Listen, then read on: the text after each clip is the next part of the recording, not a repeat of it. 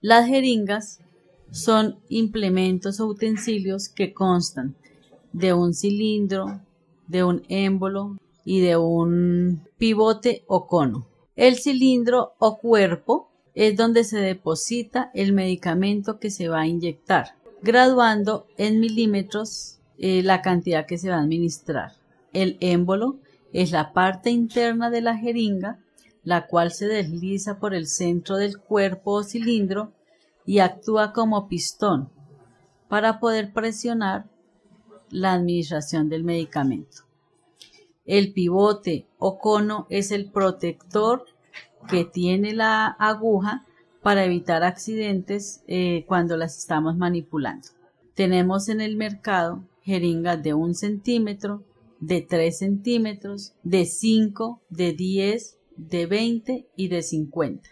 Debemos tener en cuenta que si el medicamento que vamos a administrar es una ampolla de dipirona, estas ampollas vienen de 5 centímetros, que se sugiere pedir una jeringa de 5 centímetros para administrar el medicamento. No necesitaríamos ni una de 10 ni una de 20 centímetros, porque son más costosas y debemos utilizar de acuerdo a lo que vayamos a colocar.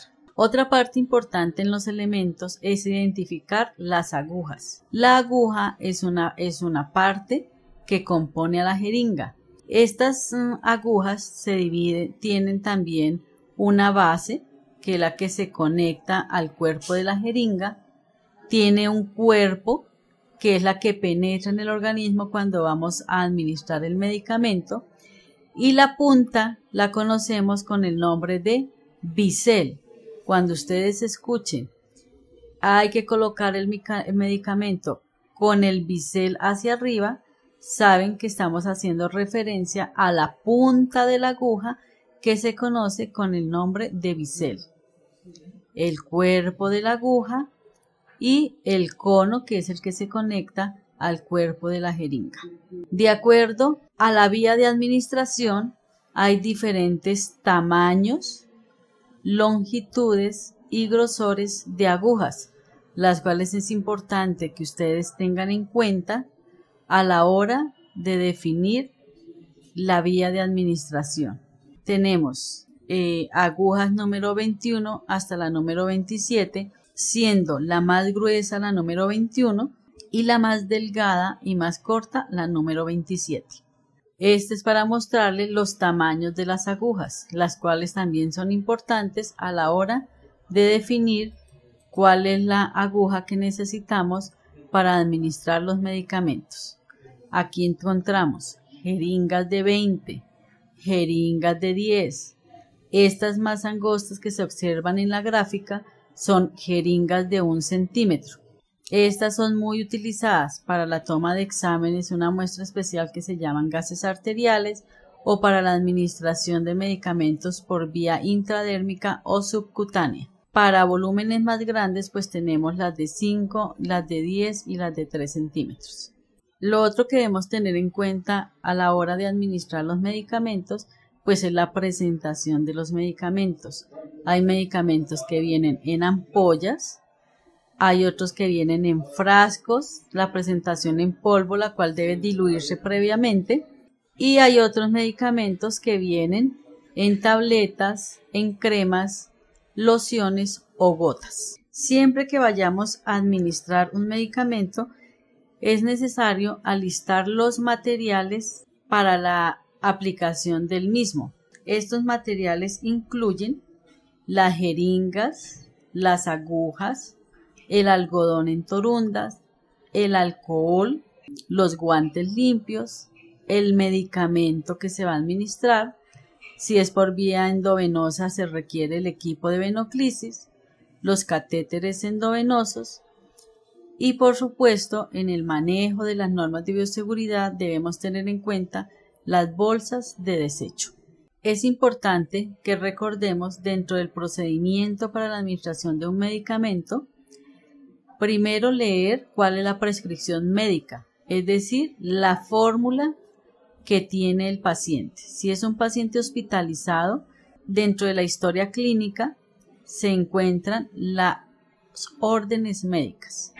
Si es un paciente ambulatorio, como medida, nunca administren un medicamento sin la fórmula médica. Debemos tener en cuenta los correctos de la administración de medicamentos, lavado de manos, la preparación de todo el material, revisar la jeringa y sacarle el aire o al equipo si es por vía endovenosa, ubicar la zona anatómica de aplicación y realizar la antisexia en la zona de aplicación. Ahora sí pasemos a revisar las vías de administración de los medicamentos. Hay dos grandes divisiones de administración de los medicamentos, la vía parenteral y la vía enteral. La vía parenteral se caracteriza porque su absorción es inmediata. La vía enteral tiene relación con el tracto digestivo e intestinal y su absorción es más lenta. La administración de medicamentos puede hacerse utilizando diferentes vías, que varían por la anatomía, la velocidad de absorción y por tanto la velocidad de acción. Estas dos grandes vías de administración de medicamentos a su vez se subdividen. La vía parenteral se divide en intramuscular, intravenosa, intradérmica y subcutánea, las cuales vamos a ver una por una. La vía enteral encontramos la vía oral, que es por donde administramos las tabletas, las cápsulas y cuando el paciente no tiene ninguna alteración de poder deglutir. La vía sublingual es más limitada para la administración de medicamentos, pero hay algunas presentaciones en el mercado que traen unas tabletas muy pequeñas y las cuales se colocan debajo de la lengua y estas son absorbidas a través del torrente sanguíneo que es bien vascularizado a este nivel. Otros pacientes, en cambio, que tienen alterados procesos de deglución, pero que el medicamento se puede administrar por la sonda nasogástrica, se utiliza esta vía. Hay otras vías que no son tan usuales, pero que dependiendo lo que el paciente requiera se pueden utilizar, que son la vía oftálmica, la vía ótica, que son colocar gotas a través del oído, y la vía nasal, como su nombre lo dice, por las fosas nasales. La vía tópica, que es otra vía, son medicamentos que se aplican directamente sobre la piel o mucosa en donde se necesita específicamente un efecto terapéutico. En esta tarde vamos a centrarnos en la administración de los medicamentos por vía parenteral. Dentro de la vía parenteral, como les había mencionado, está la intradérmica, la subcutánea, la vía intramuscular y la intravenosa. En este cuadro les queremos sugerir las longitudes de las agujas con los calibres que se utilizan de acuerdo a la vía que vayamos a utilizar para la administración del medicamento.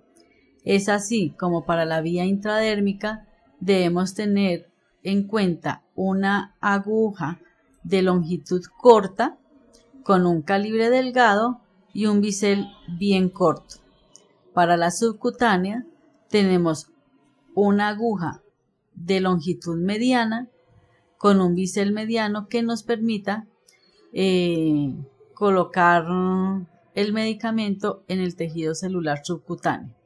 Entonces recordemos que la administración de medicamentos por vía parenteral es la introducción de una sustancia mediante la punción en diferentes tejidos corporales, donde se varía el ángulo de aplicación, teniendo en cuenta que para la intramuscular trabajamos un ángulo perpendicular al tejido muscular que es de 90 grados, para el tejido celular subcutáneo o vía subcutánea utilizamos un ángulo de 45 grados y para la intradérmica un ángulo de 15 grados.